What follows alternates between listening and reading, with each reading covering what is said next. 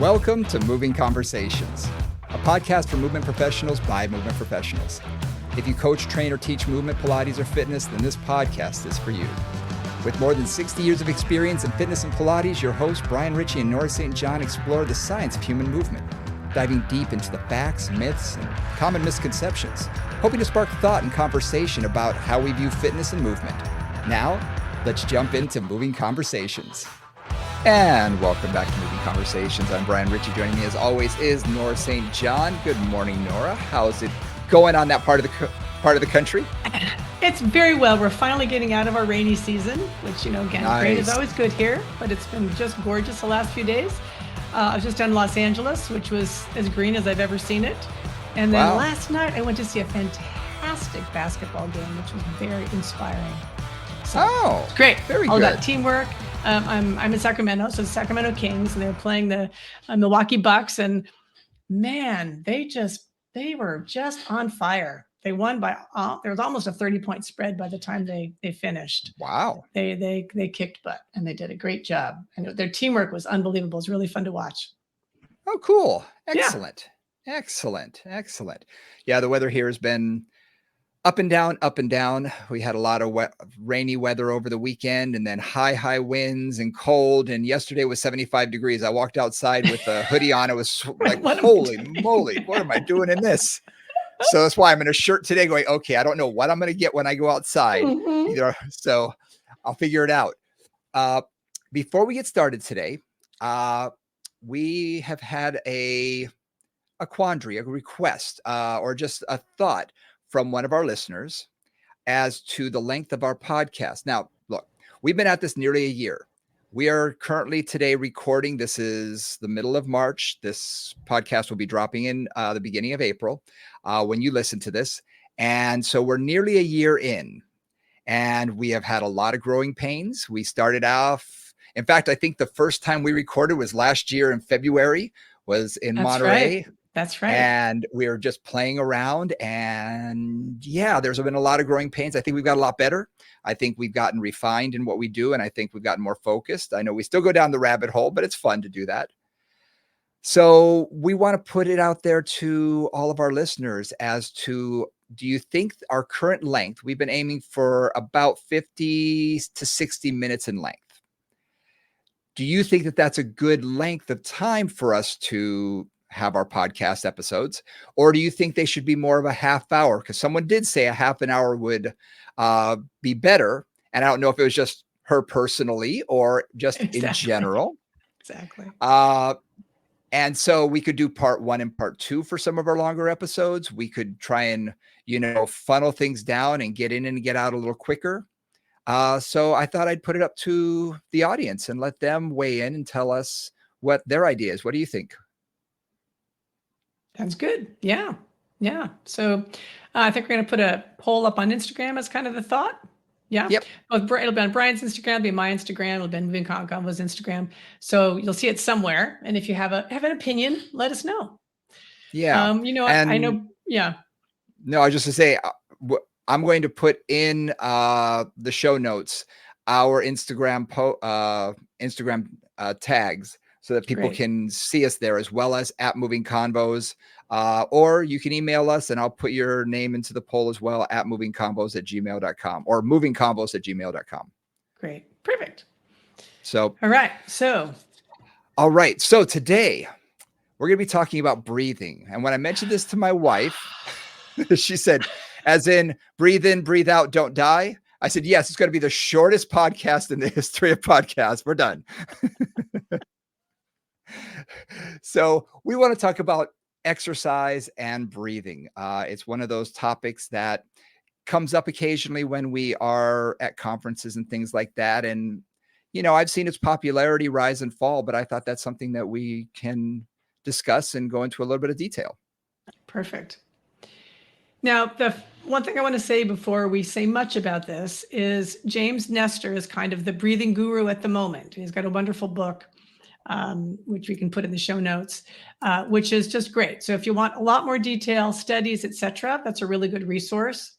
I've I've read through a bunch of it and heard him speak, and it's quite inspiring and it's quite interesting. And oftentimes things you think are true are not always true. So it's always good to kind of get some science behind you. Sometimes your assumptions are upended, and that's always, I think, kind of interesting, at least for me. So breathing, right? Now, one thing that I'll start with is breathing is one of the few essential for life activities that is both under unconscious and conscious control. Right? Like we can't, I mean, again, high level yogis, et cetera, can control their heart rate and other kinds of things. But for the most part, things that we need to have happen without us thinking about it, like our gut motility, our heart rate, how our various enzymes and things get squirted into our gut, that kind of stuff. We don't really have a lot of control over that. That all happens at an unconscious level. Breathing, on the other hand, is something that if we don't pay attention to it, we'll do it anyway. And if we pay attention to it, we have some ability to influence both our physiological state in terms of how much air we're getting in and out, and also to some extent our mental state. So it really is, I think of the breath as being the connection between the mind and the body. It's where we really have that ability to work both sides of that equation. Interesting. I guess I never thought about it that way, but it is one of those few things that we do control. Because if you find someone who's having, let's say, a panic attack or anxiety attack, and they're rapid breathing, and you can sometimes get them to focus on their breathing and control that, and things calm down. And likewise, if you want to hype yourself up, I know I've seen athletes do this all the time. You see, they start getting their respiratory rate up and their whole energy level starts increasing incredibly. So yeah, it's something that I just never sort of thought about, is that we do have conscious and unconscious control about it. That's interesting. Well, it's something we need, obviously, Yeah. but it is also something that affects both, again, our physiological state and also our neurological state, or the state of our nervous system. Right, to your point, like hyperventilating, breathing really quickly, will tend to jack up the nervous system, get the sympathetic nervous system going, our fight, flight, freeze going, whereas very calm, slow breaths will often activate our parasympathetic nervous system and calm us down a bit. So, breath is used for controlling mind states and every version of yoga and everything else and meditation forever. But it's also then used by athletes to work with their rhythm, right? If you think about a runner and how they use breathing, you think about somebody who uses it well and somebody who doesn't use it well. Even if you are a runner or you're a bicyclist or you do something which is aerobic, and I don't know about you, but like the first time I swim, if I haven't swum in a while, I can't get my breathing together. It's like I breathe in and I breathe out and I can't get it, and I don't feel like I'm exhaling enough or inhaling enough, and I just get all discombobulated. And then after a while, it starts to become more natural and I get the rhythm down.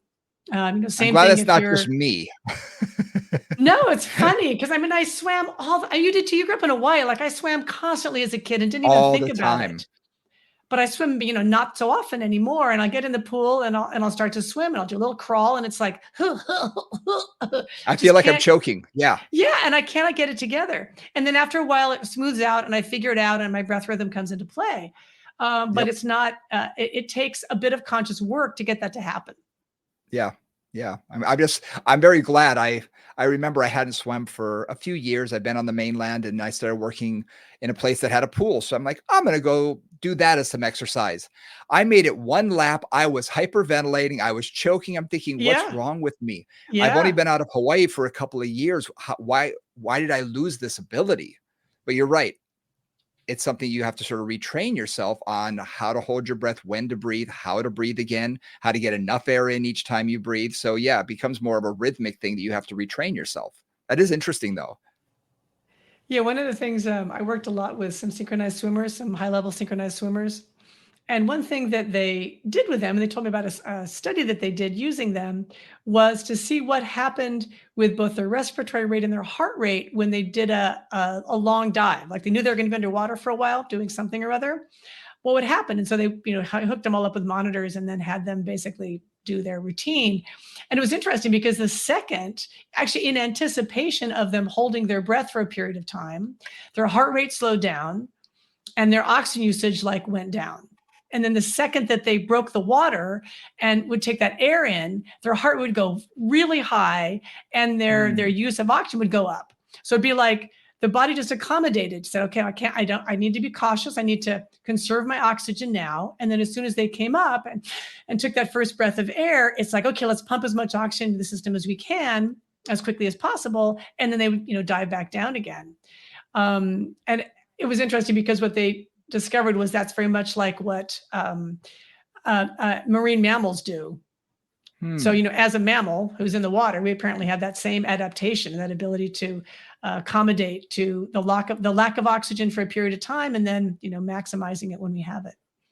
Interesting. And I know there are a lot of sports that actually utilize breath, and I'm thinking of competitive archery and shooting and things of that nature, where your breath actually calms when you say central nervous system. You're literally holding the reverse breath. You let all your air out before you either pull the trigger, release the boat, whatever it is.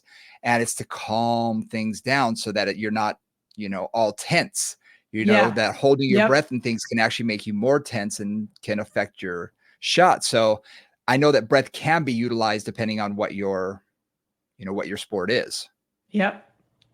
So a couple of things came out of the time I spent with James Nestor. And one of them is how do you breathe? Do you breathe through your nose? Do you breathe through your mouth? Do you do both? And when do you do either one? And one of the things that seems to be true is when you breathe through your nose, many good things happen. So first of all, the air gets moisturized and it gets humidified and it gets warmed up before it hits your lungs. Which seems to make both, number one, you absorb the oxygen better, and it's a little bit less shocking on all your systems and your tissues. I don't live anywhere very cold, although I was just in Colorado, it was quite cold. And you take those first breaths of air outside, and especially if it's really cold and you're breathing through your mouth, and you really feel it. Like you feel like your lungs are it'll often make you cough or that kind of thing. So the nose is really helpful for again, hydrating the air and also warming up the air to make it a little bit more efficient and effective. And just in anthropomorphic, what am I saying? Where your family is from, your genetics. People from the north in general normally have smaller noses because they want to create more heat when they're breathing in so that the cold air doesn't affect their lungs as much. And the same way, you look at people who are from the Saharan desert, people from the Middle East, they're going to have larger nostrils because they don't want to heat up the air. They want it to be as cool as possible going in because it's already so hot and dry. So it's interesting that you can see that, again, taking a look at someone, an Afrikaans versus a Nordic person. Yep. Genetics and how we accommodate to that. Yeah. So those are two things about breathing is that idea that you should breathe through your nose. Now, I don't know about you, but I know when I'm working hard, like I'm out cycling or I'm running or I'm breathing heavy, it can be hard for me to breathe heavy through my nose. And some of that is because if I have congestion, it's problematic, or sometimes it's just challenging. So then it's like breathing in through the nose and out through the mouth, for example, or just breathing as you need to breathe to get the air to come in and out. But there is a bit of a goal these days to breathe more through the nose and less through the mouth. Yeah. Long time ago when I was growing up, we had someone stay with us and he was a Marine in our home, renting a room. We lived near a Marine base, Kaneohe Marine Air Base. And he would go running at night and he would say, come run with me. And he actually taught me the Marine Corps style. At the time, I'm sure they've changed theories and philosophies, but it was in 3 times through the nose, out 1 time through the mouth. So, and that sort of became natural for me anytime I'm doing heavy exertion or running, jogging, even when I went into ROTC and later on down that road, that sort of natural cadence and rhythm in my breathing was in through the nose, out through the mouth. And a 3 to 1. And it just sort of stuck. And I don't know, again, if they still teach that or not, but that was definitely, he said, this is the way we do it. And, Of course, in his mind, this is the best way. So that's how Yeah. I picked it up. But yeah, breathing in through the nose can be rather challenging, especially as you're training harder and harder. I mean, think of a spinning class, you know, Yeah. your heart rate is way up there. You are not aerobic at that point. You are anaerobic, and it is very Yeah. difficult to get enough oxygen into your nose. Yep. Yep. So playing with that, there's also a lot of discussion about breathing and sleep. Mm, Sleep apnea is a major deal, and huge. sleep apnea, which just means like if you ever have a partner who snores a lot, for example, and if you happen to be awake while they're not and they're snoring, you'll find it kind of like, and then they'll suddenly start to breathe again, and that means that they're at a low level, depriving themselves of oxygen for a short period of Yeah. time. And there's a lot of discussion about how, there's like the CPAP machines, which essentially blow air into your lungs as you're sleeping, can really change things like insomnia. It has a derelict effect on your heart to have sleep apnea, on your mental clarity, on all kinds of health factors Hmm. are affected by sleep apnea.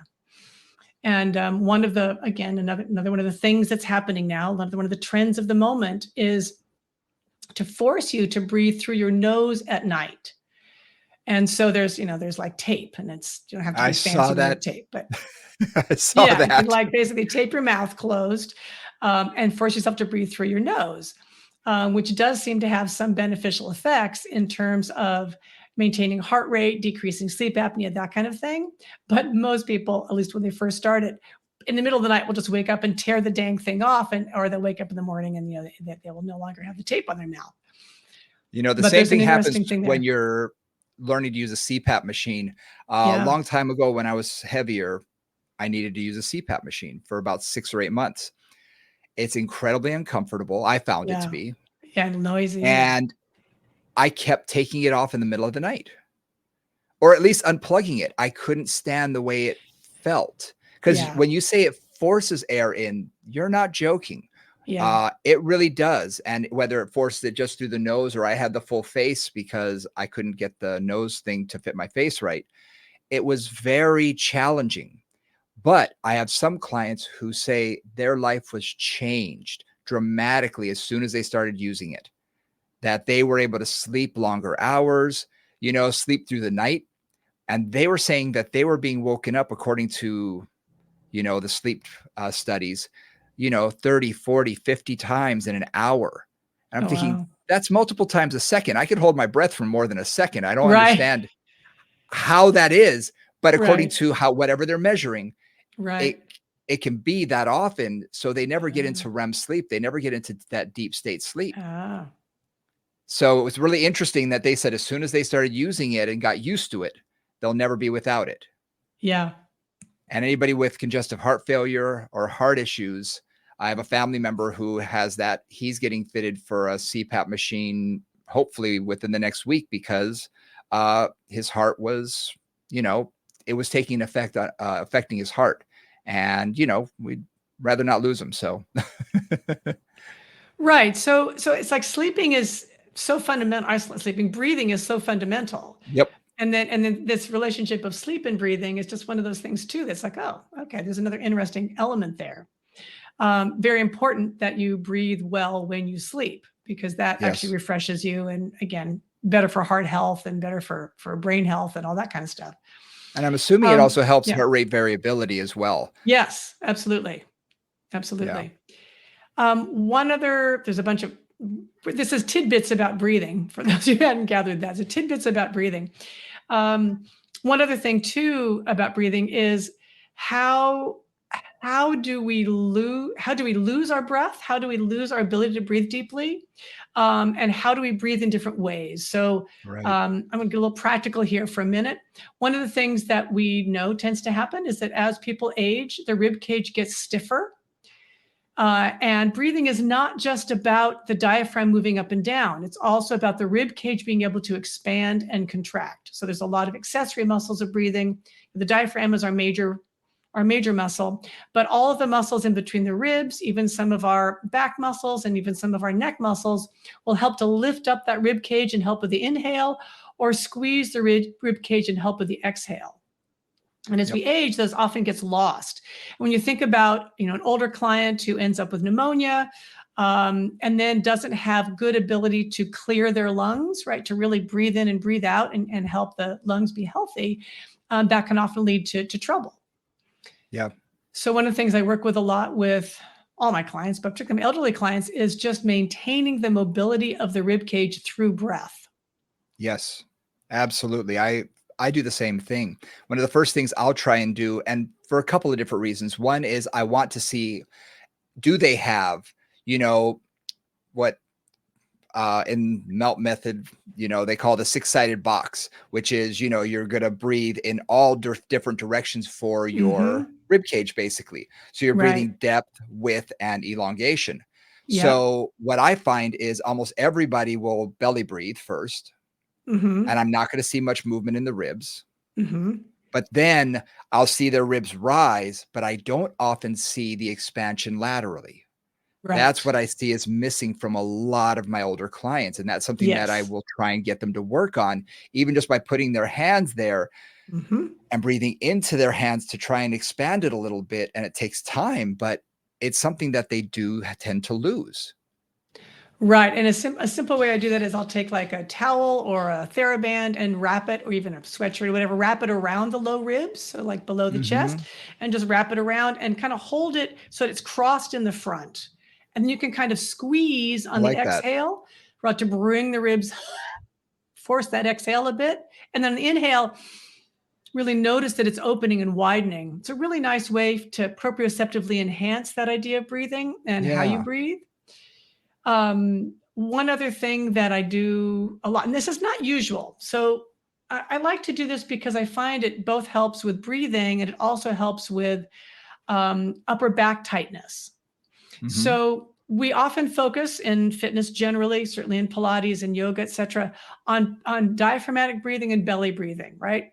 Expanding the rib cage and contracting the rib cage, posterolateral breathing from some Pilates plans, or even belly breathing, where you're really pushing down with the diaphragm on the inhale and pulling it in on the exhale. Yeah, inhaling and exhaling with a big movement in the abdomen.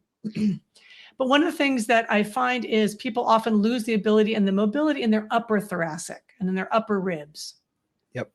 And when they do, that often will also lead to tightness in the whole upper back, like between the shoulder blades. And so if I've got a client with a neck issue, cervical issues, some kinds of shoulder issues where there's just a lot of tension there, I'll have them breathe with one hand on the front of their sternum and one hand actually on Hmm. their upper thoracic vertebra, or right, just like their upper back, and try to breathe both into the front and into the back. Now we Nice. often don't, yeah, and what I'll find is I'd say a good percentage of my clients have no movement in the back. Mhm. Like those vertebrae don't move at all. And typically, when they don't move at all, those are also my clients who are prone to neck and shoulder issues. So if I get that area moving, I can often decrease some of that tension in the neck and the shoulders. Interesting. Something that I've noticed from a lot of clients here in DC, much like I'm sure parts of California, high stress levels.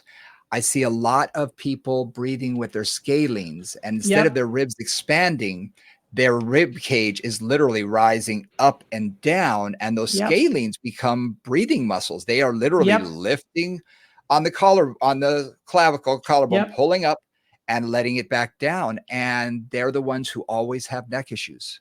Hmm. They're the ones who are always complaining about neck pain. And you can just watch them Yeah. as they Yeah. breathe, that they go up and back down with their, and you can just watch like a level of the, putting a level on their collarbones. You can just watch that rise up and down. And those are the people that I find. Two things that I do is put them on something like the spine fitter so that they're lying Uh-huh. down on the ground, or a Right. half foam roll or something soft, Right. uh, and just get them to get in tune with their breathing.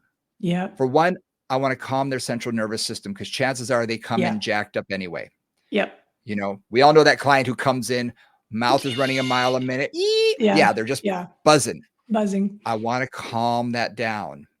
And then put their hands on their rib cage, on their either high and low, on their belly, wherever I feel they need a little bit more breath. And usually it's the sides. I find that that's the one that Yeah, people it's tend to lose the missing. most.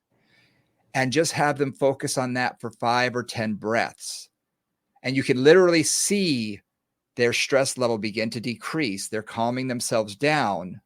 And then I can get things done because, as you know, how difficult is it for someone when they're so buzzed up and they're just sort of all, amped up to get them to do an exercise correctly or to focus properly? No, the crowd is totally jacked. It's, and especially if they're thinking and they're talking and they've got like a whole thing Yeah. going on, they're not paying attention, right? No. And I also think just teaching clients, especially those kind of clients, to regulate their nervous system is really invaluable for them, because chances are good they spend a good bit of their day in a really hyper vigilant, hypersympathetic nervous system state. And if you Yep. can get them to even find that calmer state for a brief period of time, it's going to be beneficial for them all the way around. And hopefully, maybe they'll Yeah. then realize when they're in that stressful meeting that a couple breaths will just calm things down, change their perspective, help them to move forward a bit. I think just in life in general, my thought is always this, and I teach this to my kids: think twice. Mm-hmm. No matter what, give it another thought. We have a Mm-hmm. tendency to react rather than act. Mm-hmm. Yep. And when we are so geared up, that tends to, lead to that, where we're going to Yes. react to things rather than Yes. take a moment, take that breath. I found myself doing that yesterday or the day before. I read something, an email, and it sort of set me off. And I wasn't upset, but it just sort of got under my skin a little bit. And I was getting ready to write something. And I said, take a breath. Don't react. Take a breath, reread it. Yeah. What was the intention?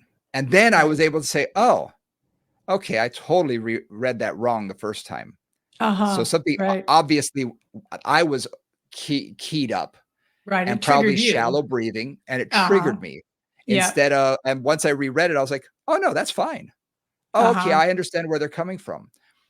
But again, I found that I was shallow breathing at the time because I could feel it. I could feel Yeah. myself getting keyed up and I wasn't breathing as deeply. And I thought, oh, okay, calm down, take those breaths, think again before you just start jumping into something. And it really can help. And I find with exercise, especially, and I do have every client warm up so they're already getting their body working a little bit. Mm-hmm. And I'll often use that time to let them sort of talk their way out and get them to Yeah. jabber whatever they need Exactly. to.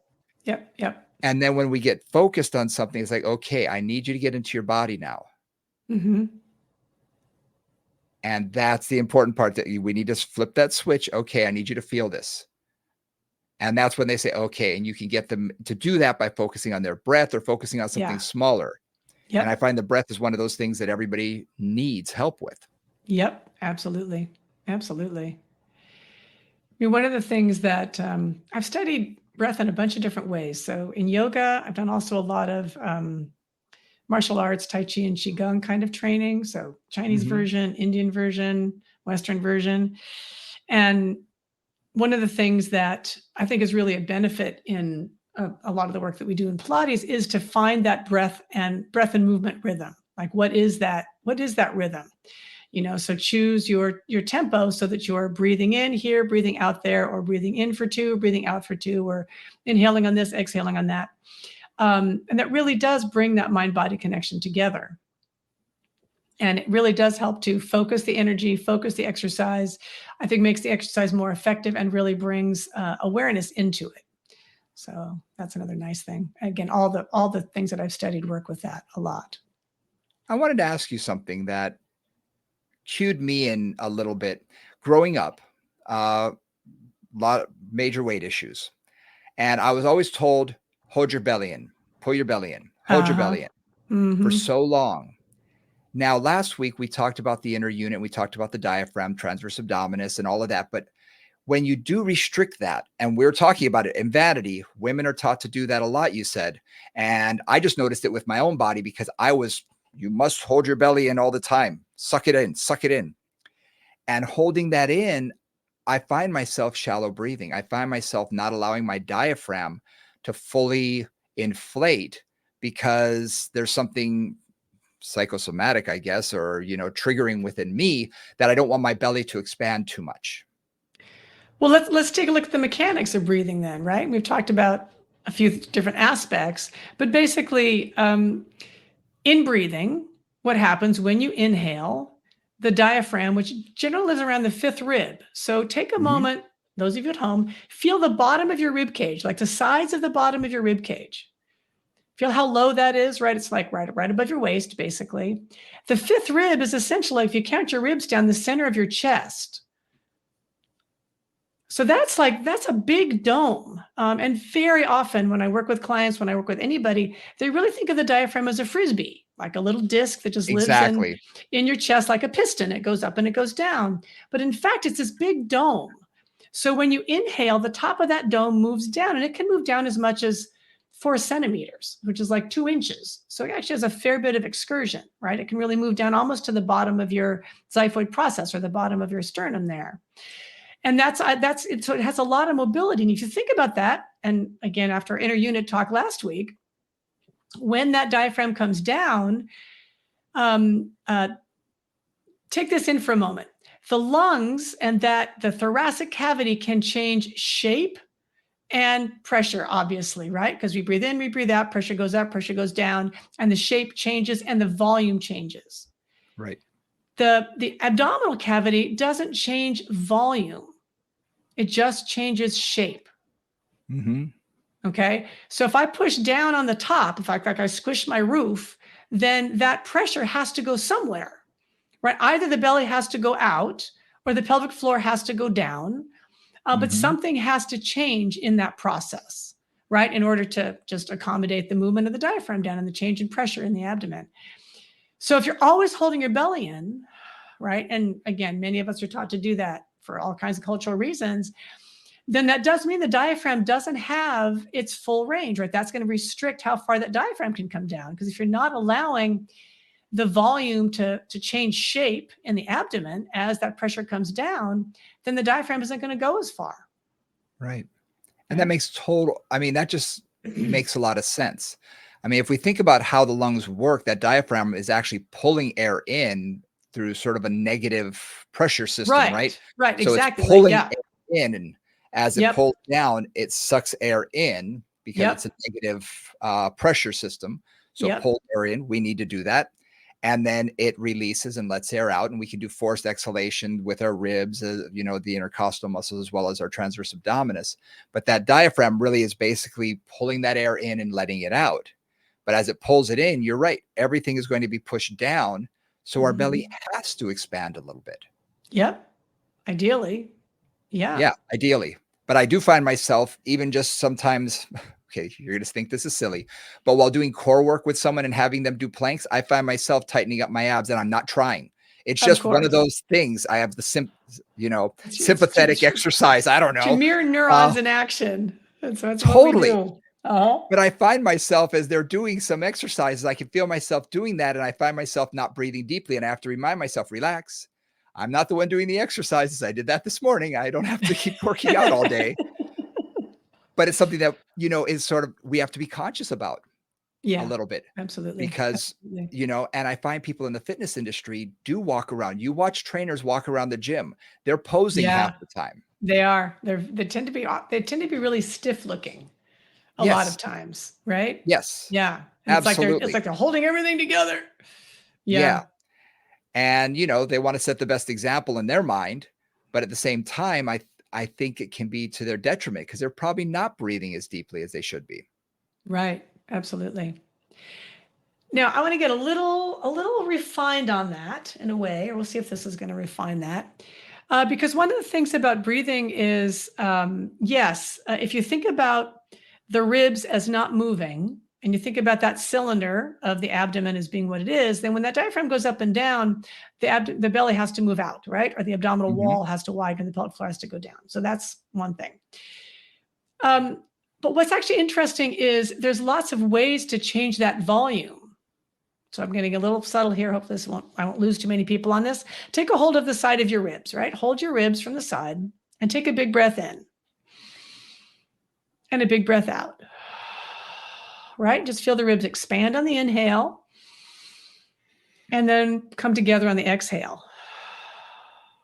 Now, the transverse abdominis attaches to the bottom of that rib cage. So when I widen my rib cage, I increased the volume, or at least I changed the shape of that abdominal cavity. Right? Does that make sense? So Mhm. instead of having to push the belly out, another option there is to widen the ribs, and that will Right. also change that volume. So the diaphragm can come down, but isn't coming down into a closed system, is coming down into a flexible system. Right? And that means that those ribs can move, that diaphragm can move down, and the belly can stay, relatively contained. Yeah. Yeah. Makes a lot of Yeah. sense. Yeah. Makes a lot of sense.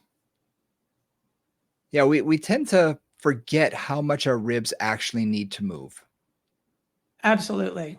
Every I time, think every time I teach that to somebody, it's a novelty. Really, every time I tell that to yeah. anybody, they're like, "Really? My ribs move that much?" Like it's always a surprise. And I don't know if it's because we look at skeletons, for instance, and you see this fixated rib Yes, cage, the and cage. Yes, exactly, it's the cage. And yes, yeah, bones are there to protect what's inside. our heart and Makes our total lungs. sense. Why we have a Yeah, skull, why we have ribs, why we have a pelvis, all of that. yeah, And but there has to be some flexibility there. yeah. And if you just think of how much we rotate, Hmm. well, if our ribs were fixated, we would not be able to rotate on Hmm. any of the vertebrae that attach those ribs because they would literally have to be locked into place. Yep, So for me just to swing my arms when I walk, the ribs have to be moving somewhat. and they are. They are, exactly. They Yeah, need to be. yeah. It's why our bony ribs are attached to a cartilage to our sternum. Right, we got bone that comes to the edge of the cartilage, and then the rib continues as cartilage up to the sternum because cartilage is relatively flexible. Yep. Right? It's got some mobility to it, which bone doesn't have. And then, the facet joints in the back, this is more complicated than we can do just verbally. This takes a picture, but basically, right, the ribs attach onto the vertebra and they attach onto the transverse processes a bit, and they rotate, right? They lift up. So when I breathe in, the attachment at my spine goes down and my ribs flare up they call it the bucket handle, right? Like I'm lifting a Mhm. I bucket was just handle thinking up. that. Yeah, that's how my ribs expand on the bottom, right? The bottom part of the ribs are like they open up and then they close back down. They rotate up and they rotate down. And that's going to be a really nice image to get into some mobility in the ribs.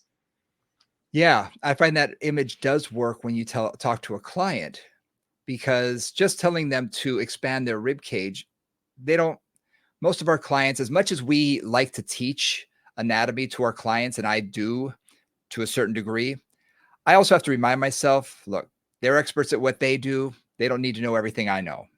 So giving them a good image, a good vision that they can put in their head like that to allow them to open up those ribs really helps to expand, especially the lower ribs. And that Yeah. can really help with that. Yep. Yep. And if you've got any older client, and I also have to say, um, this is post-COVID era. A lot of clients who Mm, had COVID, or especially those who were, in the hospital, et cetera, but even those who weren't, whether they have long COVID or not, there's often real breathing issues that come out of that. So the more we can help them to breathe deeply, to get the rib cage moving, to just play with their breathing and get more endurance and resilience there, the better. And a lot of our older clients as well. I've had clients who've had lung replace, or not lung replacements, but have had a punctured lung for one reason or another, or have sure. had open heart surgery, or have had Exactly. pleurisy or that kind of thing, or asthma, chronic asthma as well. And in all those situations, it's like I'm just working on trying to get those mechanics to work a little bit better. Yeah. And I was just going to ask about that. If scarring I mean, scarring, obviously, anytime you have a scar, you're affecting the fascial system, you're affecting the muscle, you're affecting everything as it goes down. I have a scar on my arm, it affects everything within that area. But when you're talking about going through the ribs, someone who has open heart Mm-hmm. surgery, for instance, they have to Right. crack the ribs, crack the Yep. sternum, Yep. or they have to go through and move the ribs out of the way. We can be dealing with some scarring, and that area may not want to move as freely as it did before, and that's something they're Right. going to have to And deal with. yeah, absolutely. And not just from extreme surgeries like that, but I've had clients who've had really bad pneumonia or pleurisy Oh where they've yeah. had an infection in the sac that holds the lungs together, and that the lungs literally can get stuck to the rib cage. Hmm. I was working with a friend of mine is post COVID, and they said every time they breathed in for about 6 months, there was a sharp feeling in one part of their lungs, and I'm assuming that was scar tissue kind of stuck to the rib wall there. So we really worked on Interesting. just trying to get the breath going and trying to break up some of that scar tissue and get the mobility back in the rib cage, because they really lost it after COVID, and then it just took a while for it all to come back. Yeah, I'm seeing it now. There's a lot of people who are suddenly getting recurring colds, recurring Yeah. coughs, Yeah. and Yep. Yep. the cough that won't go away. It's been there for 6 or 8 months. And especially when they lie down, they get the postnasal drip and they cough, cough, cough. And those muscles contract, contract, contract, contract.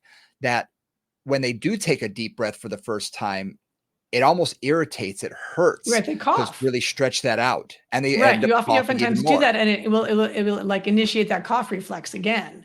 And you kind of Yep. got to like work on that slowly. Like with those clients, it's like, okay, just breathe a little bit, breathe, get as much stretch as you can without initiating that cough reflex. And we got to work with it Right. over time. So that isn't just like every time they breathe deep, or they go into a coughing fit. Exactly. Exactly. Now, something that I wanted to talk to you about when it comes to breathing. We hear that this is something that was taught to me way, way, way back when I first got into the industry, is when should you breathe? Now, Mm. I'm going to Hmm. tell you, I've heard many different ways, and I'll tell you the different ways that I've heard. Okay. Yes. First one was every time you exert, you blow out. You breathe Okay. in on the eccentric, you blow out on the concentric. Got it. Then Yep. I had one professor who said that works for a lot of exercises. Uh-huh. However, what about something like a row, where when you're Yeah. pulling the weight towards yourself, if you blow Yeah. out, you're going to be collapsing your lungs, your rib cage, you're going to get smaller.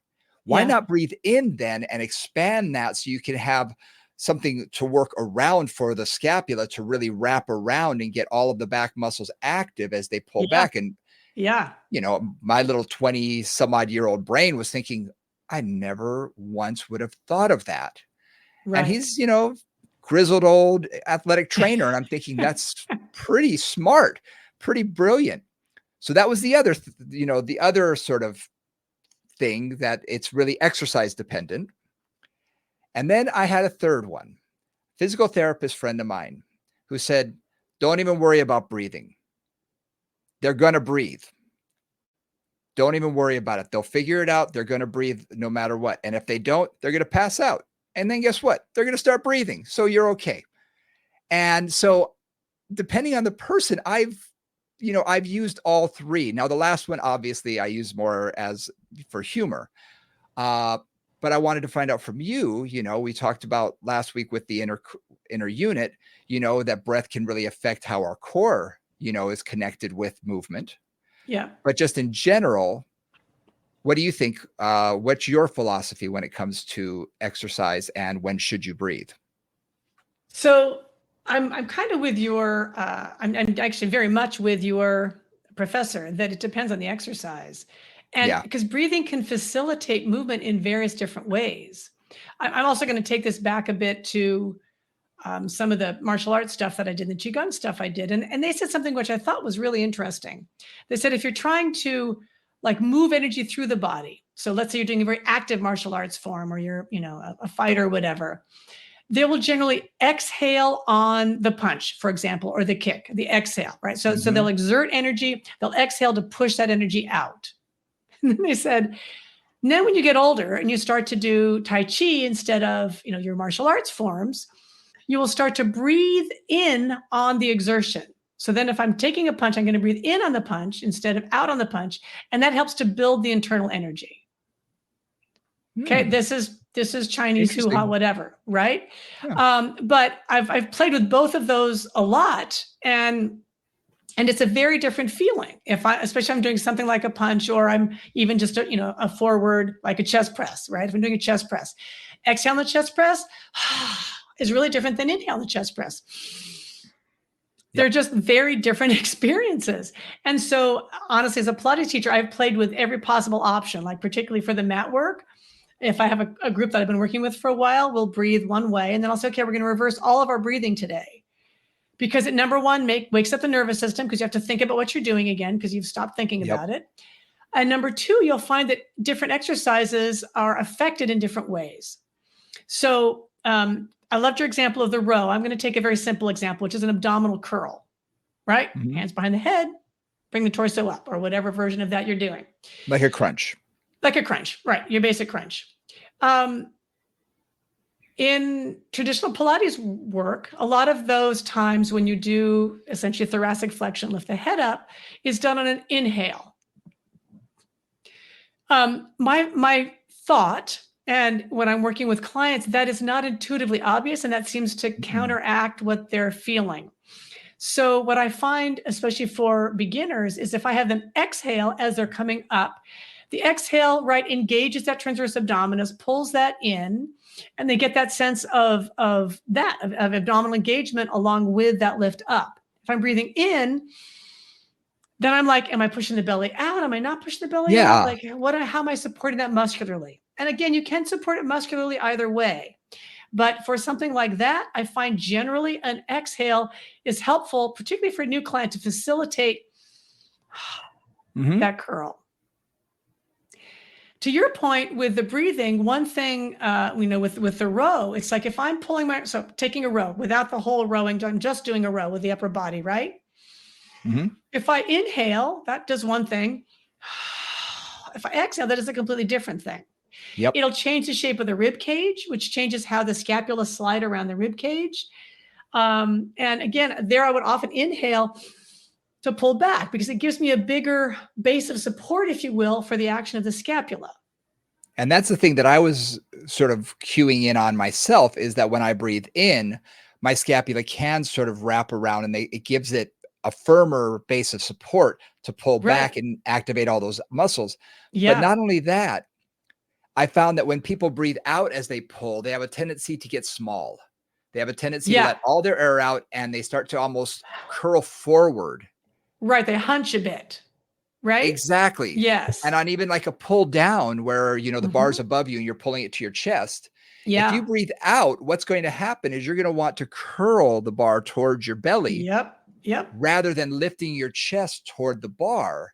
And it just, in my mind, it really made more sense, especially teaching things like pull-ups, to kids and whatnot. That every time you have them breathe out, what happened? Their knees came toward their chest and they got small. Yes. So teaching them to expand as they went up made so much more sense, and they did it properly and could figure that out. So I really think it is exercise dependent. So one thing that you're pointing out, which is also sort of what I was pointing out, is that breathing directly affects the posture. Exhale will encourage flexion. And that's kind of what you're saying, right? It's like if I'm doing a chest press and I'm exhaling, I'm more likely to end up in a little thoracic flexion, and with my chest forward, my arms rounded forward, and my shoulders up around my ears, right? Because that's kind of an exhale will end you up that way. An inhale tends to slightly emphasize more extension. Right. And some of that's just because it fills in the rib cage, which helps to stabilize it in a more upright posture. But basically that like using the breath that way, like, do I want to emphasize flexion like I would for a crunch? Do I want to emphasize extension, or at least neutral, which I would want to do for a lot of arm work or for a pull down or that kind of thing, or a lat pull? Like I want to keep stable. If I exhale, I'm going to give into it. If I inhale, I'm going to tend to be more upright with it, and again, encourage that slight, not even extension, but just staying neutral with the spine and staying upright with the posture. And if you add any rotation into that, like a one arm row, that Mm-hmm. totally changes it too. Because as you breathe out and you round a little bit, it can definitely change the way your ribs and your thoracic spine are going to begin to rotate. And that gets really complicated because, again, Yeah. having discussed this with many people over the years and had many different versions, talk to me. On the one hand, so if you think about rotation, on the one hand, if I'm rotating and inhaling, Mm-hmm. right? I rotate and I inhale and I rotate. And I exhale back to center. Inhale and rotate, exhale back to center. For some people, that facilitates rotation. For some people, it doesn't. And one explanation for that version, for the fact that that facilitates rotation, is that it actually creates more space in the vertebra. Right? When I inhale, you actually do create slightly more space in the vertebra, right? Between them, Yeah. you fill in that space and you inflate the vertebra, if you will. Right? And so that allows the facet joints of the spine to move more easily. That's one thought. On the other hand, an exhale will often activate my muscular system, right, to pull me into that rotation. Yep. So on the one hand, I may have more mobility in theory when I breathe in, but I might have more muscular activation through the muscular system when I breathe out. Yeah. Yeah. So when I play with rotation, I play with both, and I play with lots of other things as well in terms of rotation. But those, again, it's like, play with it. That's my feelings. Play with it, because sometimes something will work for one person in one way and one person in another way. Yeah. The visual cue that I like to give sort of in those situations is to be think of yourself as being either unscrewed out of a piece of wood or screwing yourself into a piece of wood. Yep. Because when you're rotating and think of yourself being unscrewed, people get taller. Yep. And all of a sudden they get better extension through their spine, especially their thoracic, which, let's face it, Yep. most people are a little kyphotic. So they get better extension through the thoracic spine and they rotate well.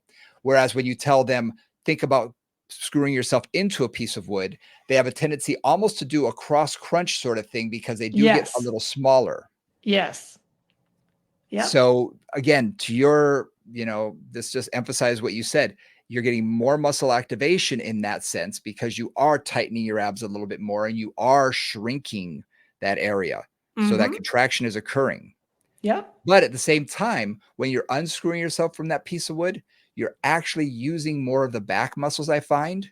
Yep. So that unscrewing gets that sort of that posterior oblique sling firing. Yep. Yep. So it just depends on what you want to do and your goal. So where you breathe is not only exercise dependent, but your goal dependent as well. Exactly. Exactly. Yeah. Yeah. So as usual, a wide-ranging discussion in which we discussed many different things about breathing. As always. As always. So, a lot of the takeaways for me are a couple. One is, do think about breathing through your nose more than your mouth. Just consider that as, if you haven't ever thought about this, think I'm going to work on that this week.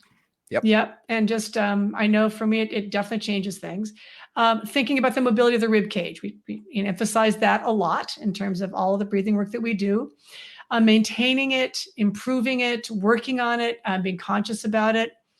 To Brian's point, using the breath to moderate your client, especially when they first show up at your session, right? It's really nice to go like, okay, you need to breathe because you are completely jacked up right now.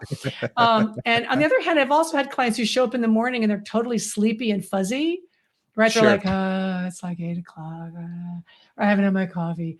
And those guys, I might give them something like, I might actually say, okay, I'm going to have you just lie down and breathe in, breathe out, like a little breath of fire almost, like. Interesting. Like in, out, something like that. And they're just like, oh yeah, that just wakes them up. I say, okay, we're going to do your breath coffee, your breathing instead of coffee. And that'll help to get my sleepy people a little more alert. I like that. I've never heard of that, but that makes a lot of sense. And, seeing as how I'm here at before 5 a.m. every morning, I'm saying, I need to do a little bit of that myself. I like that. I'm going to try that this week. Try it. Just, again, it does make you more alert. It kind of wakes up the nervous system. I do it a lot if I'm driving and I've been driving for too long and I'm getting sleepy. I'll play with that and it just helps a little bit. Again, best thing is to just pull off the road and wait till you feel better. But sometimes you just got to breathe to get yourself through it. And then looking at how you cue exercises to facilitate the movement Yes. through breath, you know, Yes. and just start, if you don't do it already, whether you're a mover or whether you're a teacher, like just think about it, try it. If you always have a particular routine, let's say you do squats and lunges and chest presses or planks, and you always breathe out when you go down and in when you go up, try breathing in when you go down, out when you go up, just as a variation, and see if there's a breathing pattern that just facilitates your movement a little bit more. Yeah. I'm going to challenge everybody a little bit this week. I want you to focus on your breath, but not constantly. But when you're driving, Mm-hmm. you hit a Yeah. stoplight. When you hit that stoplight, I want you to think about your breath. I want you to think about taking in through the nose and out through the mouth, slowing things down a little bit. I don't know about you. I am a lead foot. I can't help it. And I find that if I just allow myself to relax, I find I'm not so jacked up and I'm not trying to pass everybody like I'm in the Daytona 500. I'm just, I can take things easier. So I'd like everybody to work on that just a little bit, at a stoplight, a couple of deep breaths in and out. And secondly, when working with your clients, I think we all get into these patterns. I'm not going to say a rut, but a pattern with clients. Mm. And I'm not saying exercise wise, but I am saying pick one or two exercises where you're going to have them focus a little bit more on their breathing. Don't flood them. Do not flood them tomorrow when you work with them and say every single thing you're working on is with the breath. Start small. Pick one exercise and say, now just focus on your breathing and maybe do 2 sets. In the first set, how does it feel when you're inhaling? Does it feel better? How does it feel if you're exhaling? See what their feedback is, not just yours, because we don't Yeah. live in their bodies. So just a couple of things to take away and give a try this week. Nice. Good homework. Yeah. Yep. A little bit of Good homework's always homework. good. Homework's good. And the stop sign is great. A stoplight is great because what else are you going to do? Right? Exactly. You have nothing else to do in that moment. So it's a really great time to breathe. And Brian lives in Washington, D.C. I was just in Los Angeles and I used to live in the Bay Area, which are the 3 places with the worst traffic in the world. They always like one or the other is always the worst traffic in America. Yep. And driving was like, wow, you have a lot of time when you're not doing very much. You're waiting in traffic, you're waiting at a stop sign, you're stuck on the freeway. And you can turn that into a time to really irritate yourself. Or you can turn it into a time to go, okay, I'm just going to breathe and relax and let it go. Little self-care. I like it. I like it. Very good.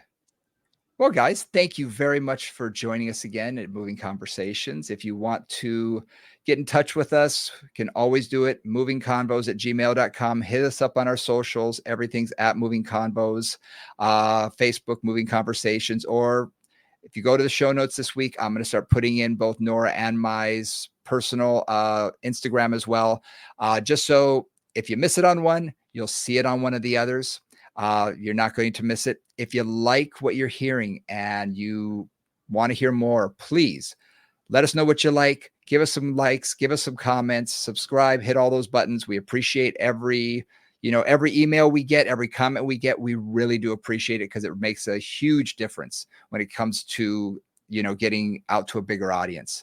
So thank you guys very much, and we'll see you next week. Bye, guys.